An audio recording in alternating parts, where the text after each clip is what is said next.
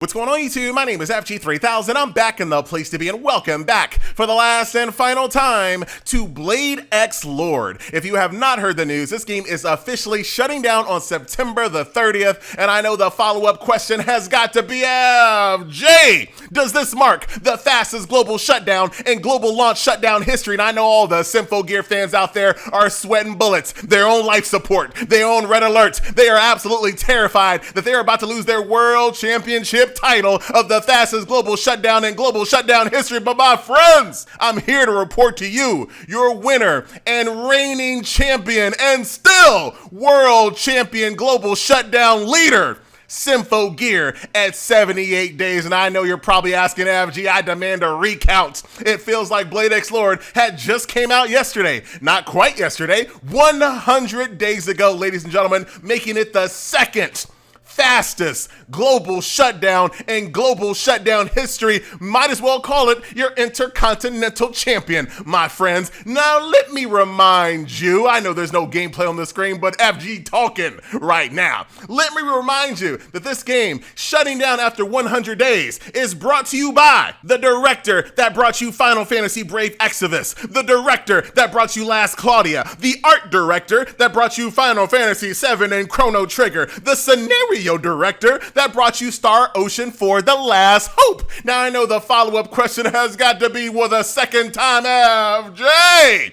Just because those people worked on those games doesn't mean that they were responsible for those games' greatness. And you know what, FG agrees. But they were in the room with greatness. They know what greatness smells like. They done sniffed greatness, haven't they? And let me assure you, ladies and gentlemen, Blade Xlord, don't let the name fool you. Just like the name, this game ain't great. I would have loved to be in the design room for this game to figure out what on earth were they thinking. Let's take some of the highest pedigree directors and art and scenario people, put them together in a room, put together amazing characters, amazing soundtrack, a pretty darn good story, and wrap it up with the most passive gameplay loop you ever done seen in mobile gaming history. And my friends, when you're talking about mobile and being passive gameplay, that is a hard title to dethrone, but somehow Blade Xlord did it. Let's jump into the actual video, ladies and gentlemen. Of course, starting off with heroes that you can collect. Taking it from the top,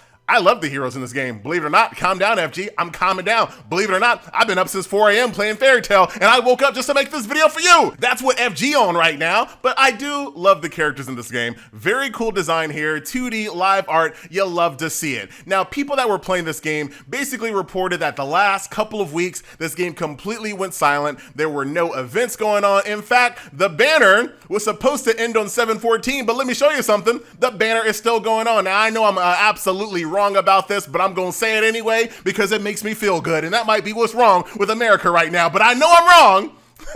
But what I'm about to say makes me feel good. I always look at games that do out of season, seasonal events sideways. I know I've been wrong multiple times about this. Some games like to do Christmas in July and like to do Halloween out of season, but I always look at them sideways. I don't trust games that throw a Christmas character out in the middle of nowhere. I always feel like they are one step from shutting down, and I know, like I said, I've been wrong before, but I'm still gonna say it. Let's go ahead and jump into the actual gameplay loop, if you can call it that. You can call it an auto loop. That's what everyone else calls it. Now, believe it or not, FG actually beat the game. I beat every story segment in this entire game. And once you get past the story, which is by far the best part of the game, going through the story, enjoying the characters, the dialogue, the background music, all of that stuff that surrounds the game is actually extremely well done. And while the combat system is not necessarily my favorite, I actually learned to enjoy it more and more and more.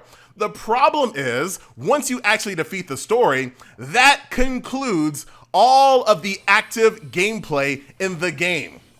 The active gameplay ceases to be a thing. Now, when I'm talking about active gameplay, because I know some people are going to be like, what about 7 Deadly Sins, FG? That game is pretty inactive. That's pretty passive. Let's use 7 Deadly Sins as an example real quick, right? That game, sure. There's a lot of times where you're just completely auto-looping through book grinds, awaken grinds, whatever type of grind you can name, right? absolutely agree. The difference between a game like this and Seven Deadly Sins, if I even have to make that point to begin with, the difference between a game like this and Seven Deadly Sins is Seven Deadly Sins still has PvP. This still has this really amazing Attack on Titan event going on. It still has like Training Cave. It still actually has bosses that you really have to pay attention to really take down. There's still active gameplay to be had in Seven Deadly Sins.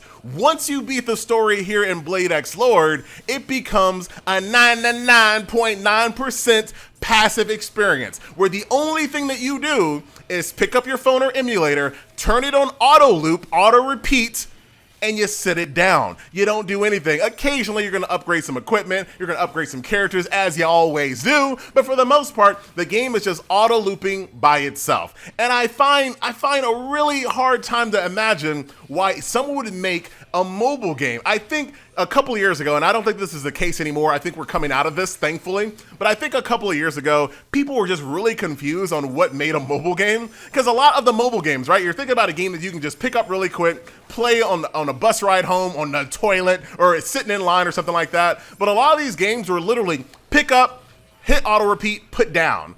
And I think a lot of people just really lost what a mobile game was supposed to be, and no more than this game right here, Blade Xlord. 99.9% of this game was completely passive gameplay, right? Now, what about the events, FG? Because I remember, FG, after your first impression video, you're like, you know what, let's check out what events are all about. Well, guess what? Events weren't that much better, to believe it or not. So, auto loop. This game is all about auto loop, auto repeating, all passive 99.9% gameplay. The events weren't that much different until they were different. So just like in all these other games, right, you're gonna repeat the same event stage, getting currency, etc., etc. Well, there were a side event that accompanied the event as well. So while you were grinding the event stage, you would get dragon claws, which would allow you to summon a dragon, right? Pretty straightforward. We've seen things like that before. So I'm gonna completely make these numbers up because I don't remember it. So at the end, I had about 8,000 dragon claws. And in order to summon the dragon, I had to spend 10 dragon claws. So I had 8,000 dragon claws, and every summon costs 10 dragon claws, right? So for a game like this, that's all about auto looping, auto repeating, sit your phone down, come back later, that should be an easy clap. Turn it on, go to bed. Guess what? Auto loop didn't work on that one. Auto loop wasn't allowed on that part of it. Like, wait a minute. All right, you made a game where it's all about auto looping, and then the one time I really want to use auto looping, there's not even an auto loop option.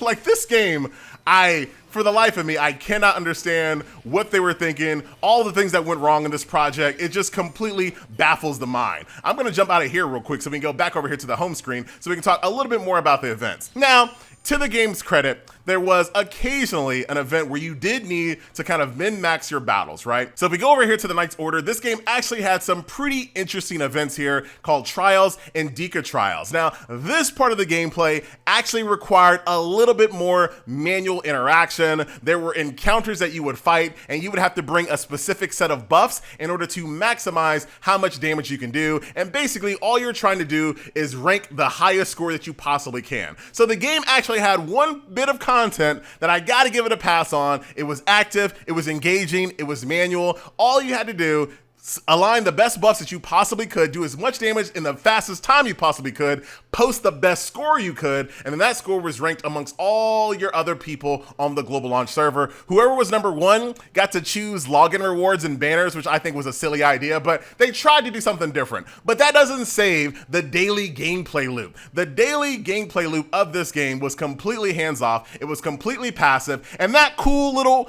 damage ranking event, while cool, doesn't disguise the fact that the entire time you're playing this game, you're looking at this right here, auto loop quest. The thing that 99.9% of your gameplay, while you're waiting for that one bit of good content to come around, is auto looping with your phone down, sitting on your nightstand, or your computer on all day long. And for what?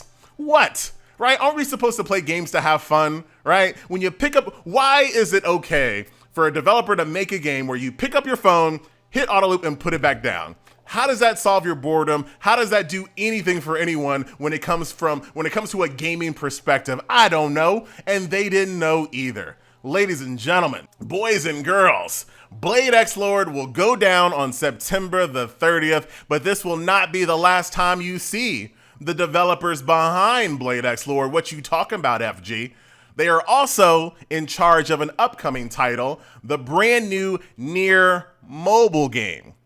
So I am hoping that this company has learned some valuable lessons from Blade Xlord and does not bring any of that methodology over into the brand new NieR game, because I saw the trailer and it looks solid. So this reminds me of the same exact situation with Pokélabo and Symphogear. They shut down Symphogear in 78 days, as you guys know. And then right after that, they launched Sino Alice. So we're going to kind of see the same thing happen here. Blade Xlord goes down in 100 days, and then later on, it's going to be replaced by a brand new NieR game. Hopefully the lessons have been learned. Hopefully they come out stronger because of this. But I got to say, from the ground up, I really think this was a terrible idea. From the name of the game to the daily gameplay loop, the only good idea that this game had was to hire some really good people to make the soundtrack, to hire some really good people to make cool art and characters, and of course, this whole trial and deca trial system, which I hope I see in a later game going forward. But that's about it. And my friends, that don't make no game. My name is FG3000. I do thank you so much for watching, and I'll see you guys in the next shutdown video. Cross Chronicle, Valkyrie Anatomia, they coming.